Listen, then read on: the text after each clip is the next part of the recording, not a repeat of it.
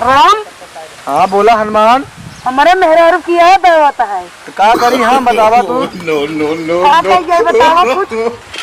अरे मान कहा तू चला जा मिल गया बा कि नाम मेहरारू के बालियों खाई लेके सारे काहे के? पता नहीं मार घर दुआर छीन ले बा। अच्छा तो जा उसी सारे मार के बाद मेहरारू को लेके चला बा ना, हमसे आवत है पीछवा से।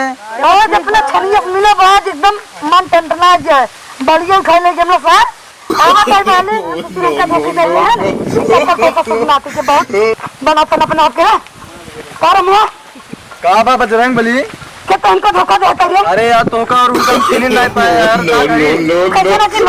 चीनी नहीं पाया कैसे तो बताई यार बोली तू नहीं रहा हमारा ज्यादा दिखता नहीं देखा यार तिरिये देता ताने रहे ऐसे हमारी करे वो लिया जाता कर जो हमें और जो छोड़ देता हूं हार दे। राम भाई मेरे ला पहनावा माला अच्छा ला माला पहनावा ही जा लड़ाई कराई माला तोरे का ड्रेस ना मारा। हाँ जा मार का भाई आवते पीछे चला। हाँ जा मार का जल्दी से आवते पीछे